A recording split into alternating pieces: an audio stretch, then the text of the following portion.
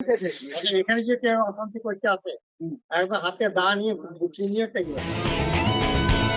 এখানে যদি কেউ অশান্তি করতে আসে তাহলে হাতে দা ও বটি নিয়ে তাড়বেন।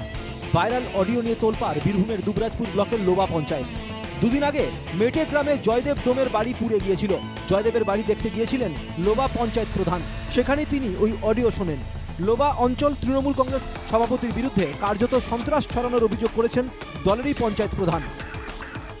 পরে এক ব্যক্তি সম্ভবত পিনাকিদা, গলার আওয়াজটা তো আমার মনে হলো পিনাকি চক্রবর্তী, পিনাকিদা বলেছে কেউ যদি আসে এরপরে দা কাটা নিয়ে তাদেরকে তারা করবে। তো এগুলো কি বলা উচিত?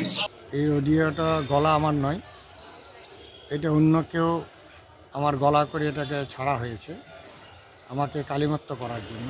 রাগ আছে বা ক্ষোভ আছে, সেই ক্ষোভের জন্যে বা রাগারাগির জন্যে এই ভাষাটা বলেছে। পঞ্চায়েতের তরফে জয়দেব ডোমকে আর্থিক সাহায্য দেওয়ার কথা বলা হলে তিনি তা প্রত্যাখ্যান করেন।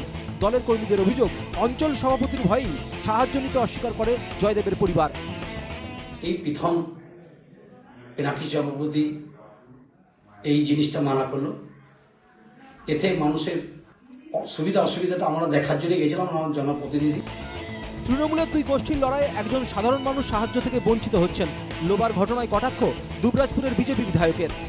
এই দল যতদিন থাকবে গোষ্ঠীদ্বন্দ্ব থাকবে এবং এই গোষ্ঠীদ্বন্দ্ব করতে করতেই তৃণমূল কংগ্রেস শেষ হবে।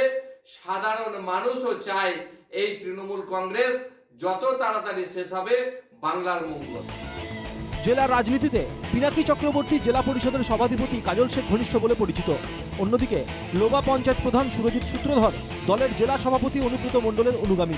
লোবা অঞ্চলে এই ভাইরাল অডিওর ঘটনায় সেই গোষ্ঠী কোন্দলই সামনে এসেছে বলে কটাক্ষ করেছে রাজনৈতিক মহল। বীরভূমের দুবরাজপুর থেকে শুভদীপ পালের রিপোর্ট, NK TV বাংলা।